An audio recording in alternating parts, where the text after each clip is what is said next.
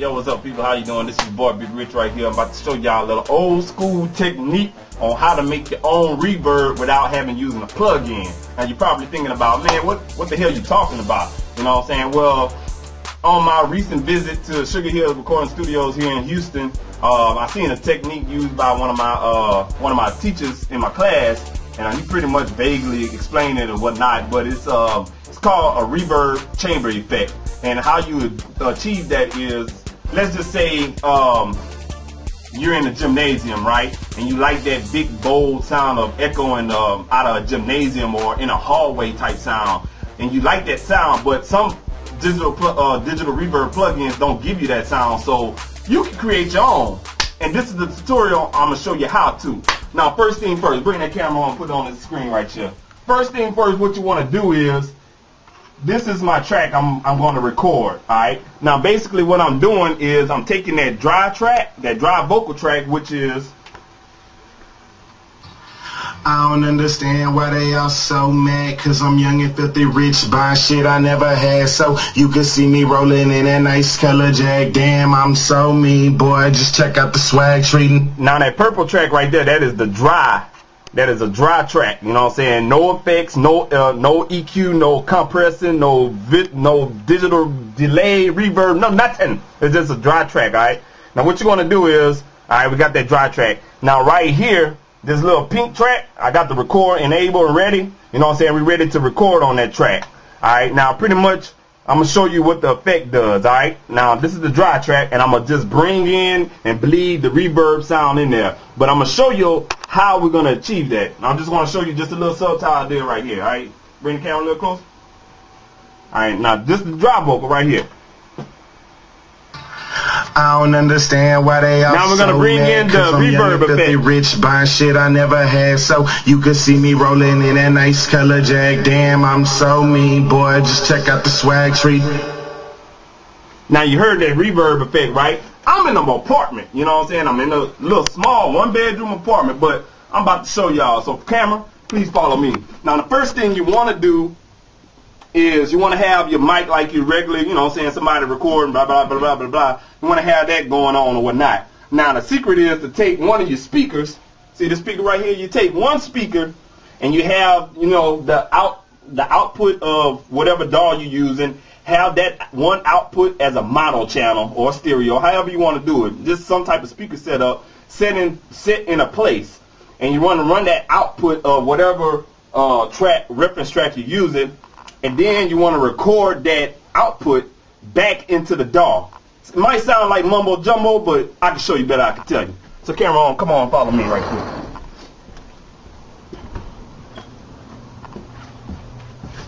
Now as you see, what I was talking about is, this is the camera right here, you know what I'm saying? And this is all the audio pretty much coming from Pro Tools is going through the speaker. And then if you turn over here, this is the microphone. You know, you can use any type of microphone. It really doesn't matter. You know, kind of like, in my opinion, you know what I'm saying, a condenser, which can handle a lot of SPL volume. You know, just a regular old condenser mic could use will be fine. Now this is the mic right here, and I pretty much got it placed right here at the low mid level, because this is where I think in this closet we could pick up the most reverb tails bouncing off the walls. And as you can see, this is a you know what I'm saying, it's a small, you know, closet that's pretty much it's just the extra closet outside of my patio, which I'm not using. And I came in here one day to put some stuff up, and I heard a reverb chamber, and I was like, there were actually echo, and I was like, man, this is pretty good. So what you want to do is, you know what I'm saying, we pretty much going to play, you know what I'm saying, everything's going to come out of, the vocal going to come out of this speaker, and then at the same, simultaneously we're going to be recording that vocal back into Pro Tools. And that's how you get the reverb effect, okay? So let's go back inside. What you want to do is, bring the camera a little closer. Now pretty much what you want to do is, you know, I already showed y'all how to do it, so we're going to blend in there, and we just want to get just the right amount of vocal where we can hear it. And we can further process it in the long run. Alright, so let's play it one more time. I don't understand why they all so mad, cause I'm young and filthy rich, buying shit I never had, so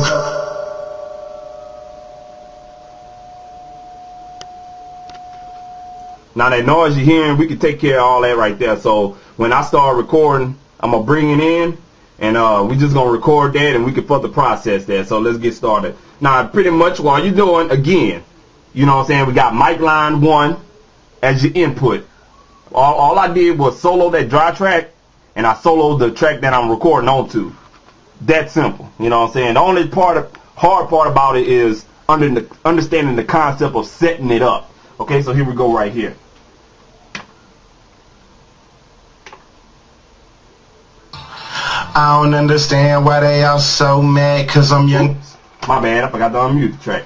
Alright, here we go. One more time.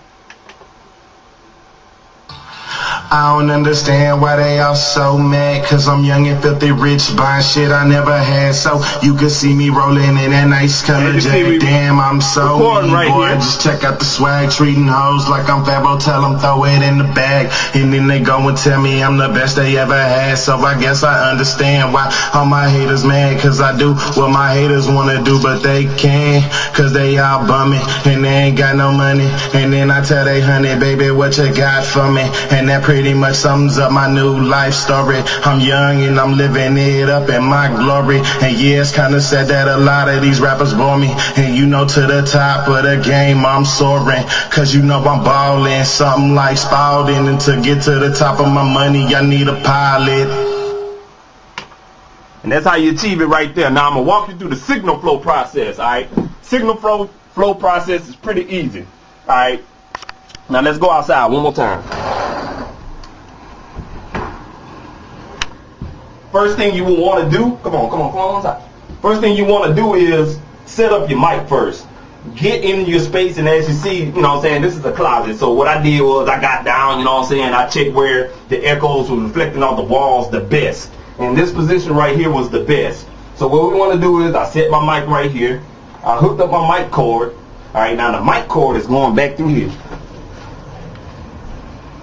The mic cord is going into your preamp right here. This is an Art Pro channel preamp, and I'm just running those dry vocals, you know what I'm saying, coming from the speaker in there. Alright, and I can turn up my gain, and as you see, you hear the feedback like that. Alright, now the second thing what you want to do is you want to run the output from that preamp into the inbox. Come a little closer. And this is pretty much a 1/4" TRS cable that I'm using, coming out from the preamp back into Pro Tools. Now the other signal flow process is I'm using this mixer right here. Now this mixer, I'm pretty much using some African American ingenuity going on right here. Now what I did was I took a headphone, how you can say that, I took a headphone extension cable. Alright, now I put that in the headphone jack of the mixer, cranked it up to about, you know what I'm saying, unity gain. Alright, and then I ran that headphone extension into the speaker, which is in the closet. Now follow me. This is the headphone extension. Alright, right here. Then I got another speaker, headphone speaker deal, and extended some more because it couldn't reach. Okay, and plus that was a female, and this is a male end, and the speaker takes of course, male end. Alright, now what I did was I ran my power cable, hooked it up from the extension cord from the inside, and then I got that same headphone extension going into the input of the speaker, you know what I'm saying, like that. And I used the headphone, kind of like a headphone TRS cable. So it's actually a connector coming from a 1/8" male connection going into a coupler. They pretty much call it a headphone coupler or a 1/4" coupler, and pretty much male to female. Boom, right there. Plug that up in there, bam. Now I just turned that 1/8" connection into a 1/4" connection. Put it into the speaker, bam, right there. All my noise is gonna be generated out of here. Boom, right there. And then all the sound that's reflecting off of here, follow my hands. All the sound reflecting off the wall, coming right here, coming. It's gonna be all in the mic. And then we just take this, all that sound that's being recorded is going back into the Pro Tools.